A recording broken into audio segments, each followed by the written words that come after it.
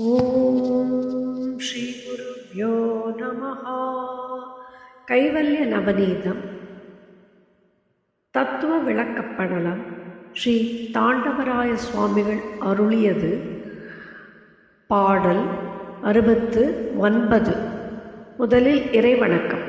பொன்னிலமாதராசை பொருந்தினர் பொருந்தார் உள்ளம் தன்னில் அந்தரத்தில் ஜீவ சாட்சி மாத்திரமாய் நிற்கும் எந்நிலங்களிலும் மிக்க எழுநிலம் அவற்றின் மேலாம் நன்னிலம் மருவும் ஏக நாயகன் பதங்கள் போற்றி.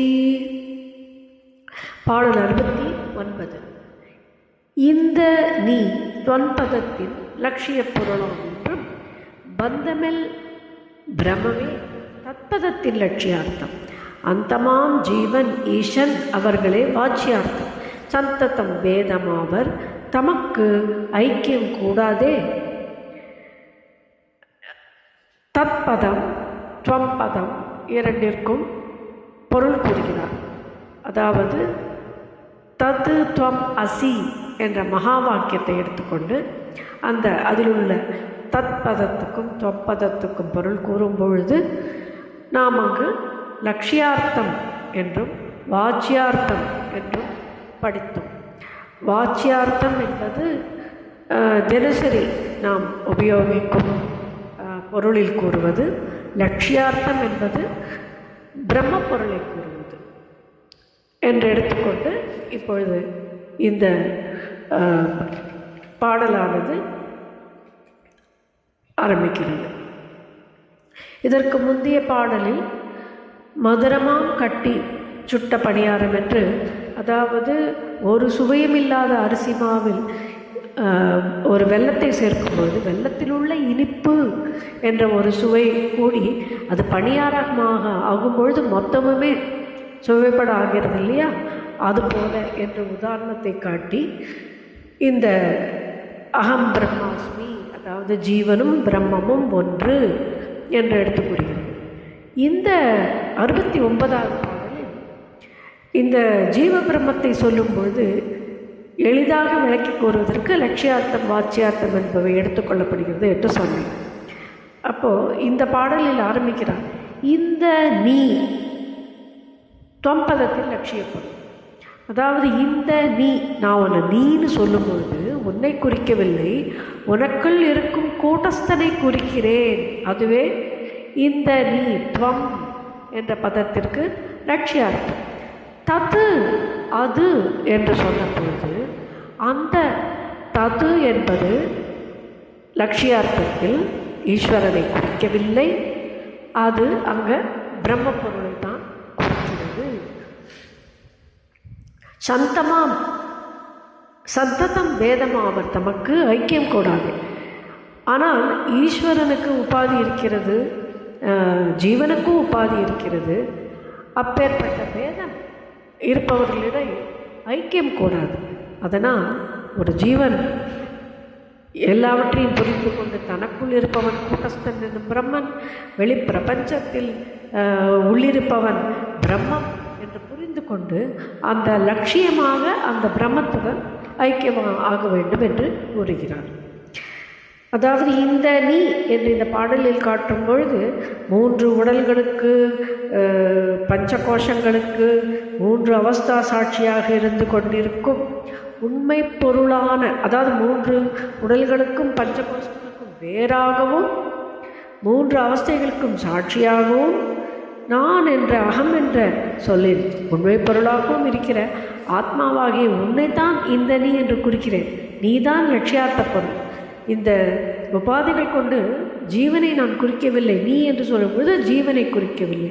அந்த என்று சொல்லும் பொழுது கூட உபாதிகள் உள்ள ஈஸ்வரனை குறிக்கவில்லை, பிரம்மத்தை தான் குறிக்கிறேன் என்று தெளிவாக சொல்வதே இந்த பாடல். Now let us look at the substance of the verse in English. This verse highlights the Jiva Brahma Aikyam. In fact, there is no necessity for an Aikyam or unity of the same entities. Jiva is Brahman, Brahman is Jiva. It's like, a pure water when mixes with a pure water from the other container, The mixture is pure only. So Shuddha Utakam mixes up with Shuddha Utakam. We see that example in Kathopanishad. Yadodakam Shuddhe Shuddham Mashiktam Tadrigeva Bhavati. 2.1.15 of Kathopanishad says, a clean cup of water when mixed with yet another cup of water, clean water, will not have any element of a difference in that mixture, but it gets integrated. Brahman, the substratum alone, is the lifeline in all the manifestations. So, in the last verse 68, we have seen the jaggery with the swabhava of sweetness, and the bland rice flour, and the ultimate paniyaram had all the sweetness of the jaggery. The aswabhava enjoys the swabhava, and this is the unity of two in material connection. But the taste of sweetness is the ultimate deliverance of the compound, represents the realization. So this is not aikyam, but the realization of the ultimate. That is how Jivan should realize that he is only that Brahman, Kutastama. Guru proceeds with the description of Tat Padam and Tvam Padam through a material approach and also with implicit approach. That is, Varchyatam is the literal meaning, material approach. Lakshyartam is the implicit meaning, Advaitic approach. When he started the verse, in the knee, in the verse 69, in the knee is Tvam, indicates only the Shuddha Chaitanyam, an implied denial of the material objective projection of one with body-mind consciousness, because this jiva is an embodiment kutastha only, a pure Atman. So when somebody says in the knee, it indicates kutastha, the cosmic Brahman, in Tvam-pada. Now coming to Tatpada Lakshyartha, Bandhamil Brahmame, when you say that, it doesn't indicate Ishvara, indicates only Bandhamillada Brahma, Upadi Rahita. Ishvara, it doesn't indicate Upadi Rahita Ishvara, but it clearly states that Tvam, Ni indicates Kutastan, and Tat indicates Brahman. All these come under Lakshyartha. Now getting to understand the Vachyartha, the transactional meaning, when you say Ni, Tvam, it indicates the ignorant jiva.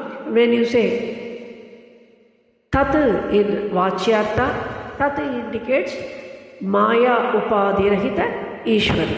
So let us be very clear. Vachyartha Tvam Padam is jiva and Vachyartha Tat Padam is Ishvara. Lakshyartha Tvam Padam is Kutastha, Lakshyartha Tat Padam is Brahma. The elimination of ignorance on the part of jiva clears the way automatically for the elimination of Maya.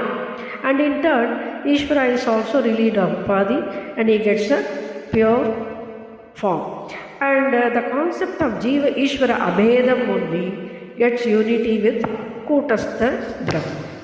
Shri Gurubhyo Namaha.